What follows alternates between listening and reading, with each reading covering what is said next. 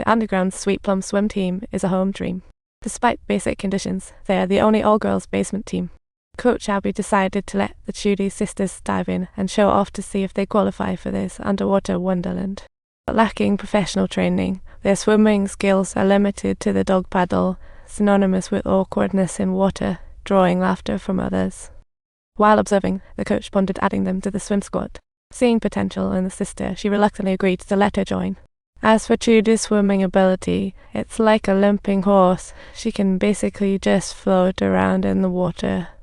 Mom didn't want Judy's dreams to sink like a stone, so she pleaded with Coach Abby, stating that Judy needed to stay. The coach nodded in agreement, stipulating that Judy had to serve as the team's boiler girl and be responsible for maintaining the boiler. For a mother with no income, the weekly $2 tuition felt like winning the lottery.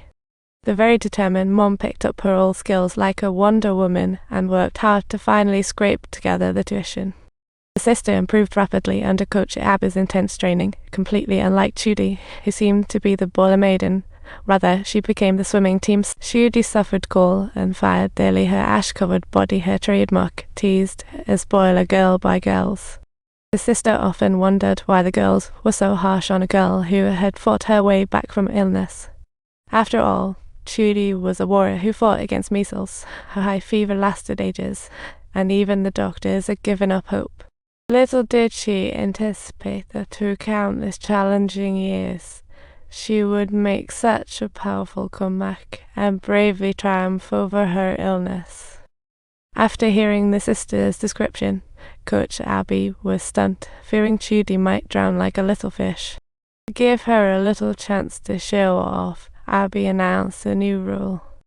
Every day, the last place in the swimming competition would have to go warm the boiler, and Judy thought to herself, "Great, I can finally jump." It felt like diving into a long-lost warm embrace. The water felt like home. Even though she was still in last place, under Abby's customized training, her progress was notable. Under pressure, Judy finally surpassed a competitor in one race and took off the boiler girl label. Ruth, just floating on the boiler to match her sister's level, she had to double her efforts. Wanting more than just pool exercises, Judy resolved to challenge the roaring seas, becoming a seal in the water. Day in and day out pushing herself, it was basically the Big Bang Theory of swimming. Soon after, a competition proved that Judy's hard work was not in vain. The coach secured a chance to face the Aussie world champ, a golden egg from heaven. Luckily, Judy was chosen to compete, and once the starting gun went off, the race began. But when Judy jumped, she made a little mistake, causing her to fall behind immediately, and the crowd's murmurs grew louder.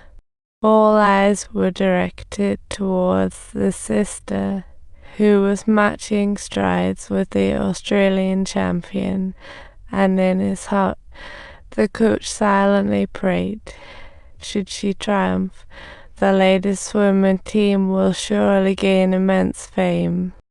Thus, she fine-tuned her coaching to ensure a key moment burst.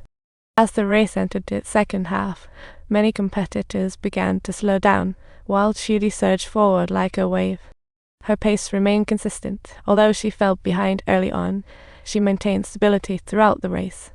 With half a lap left, the coach saw Judy overtake the Australian champion, excited like a child.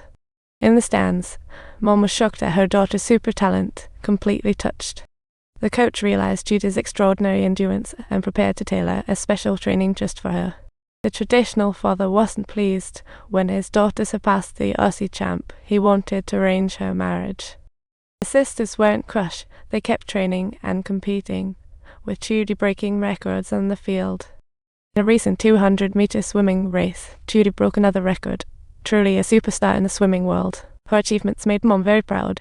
She dramatically dropped Judy's gold onto Dad's block, hoping Dad realizes that his daughter's achievements are way more valuable than a chunk of meat. It wasn't until the Olympic Committee's director showed up that Dad's attitude changed. Well, Judy could represent the country at the Paris Olympics. Hearing the news, Judy was overjoyed. This was the result of her years of hard work. This was a huge affirmation of her swimming career, like handing her a golden ticket to her dreams. However, the sister was not so lucky. She was too deep in love and her swimming performance plummeted. Thus, she was declined the Olympic opportunity. What a painful loss. When Dad found out she was dating a rich kid, he angrily plotted to set her up with a suitable partner. The sister's emotions of pain and despair gradually spread, causing her to rush out of the house in distress, and Judy, without hesitation, followed closely behind, filled with hope to strive alongside her in the pursuit of their distant and noble Olympic dream. However, the sister urged her to face reality, saying, "I'm so sorry, Judy."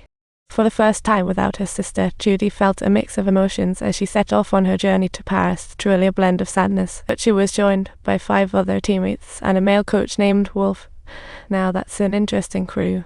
Coach Wolf had severe seasickness. He strictly ordered the girls to stay in the cabin, making it feel like a floating prison. And they couldn't practice like the men's swim team on deck. It was a major insult to their abilities. When are we getting to Paris? Can we train there? You might have to wait for the Winter Olympics for that.